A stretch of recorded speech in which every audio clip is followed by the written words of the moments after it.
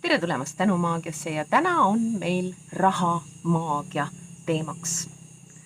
Öeldakse, et tänulikkus on külluse võti, samal ajal kui kaeblemine on vaesuse juur. Kui tunned oma elus rahapuudust, tuleb vaadata mitte numbreid, vaid hoiakut selle taga. Mure, kadedus, frustratsioon, hirm ja umbusk raha suhtes ei kutsu küllust ligi. Need seisundid sünnivad tänulikkuse puudumisest selle raha eest, mis meil juba olemas on. Raha üle kurtmine, hindade kritiseerimine või rahulolematus oma rahalise olukorraga lükkavad külluse hoopis meist eemale. Et avada rahavoolu, tuleb hakata olema tänulik iga raha eest, mis meile tuleb. Olgu seda palju või vähe. Need, kes on tänulikult selle eest, mis neil on, saavad juurde. Need, kes tänulikkust ei tunne, märkavad, et ka olemasolev hakkab kaduma. Tänulikkus raha suhtes loob sisemise turvatunde, usalduse ja avatud voolu ning just see on külluse alus.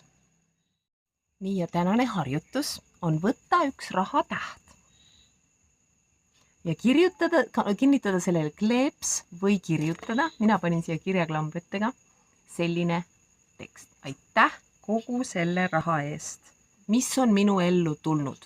See on siis nagu kogu elu vältel. Aitäh kogu selle raha eest, mis on minu ellu tulnud.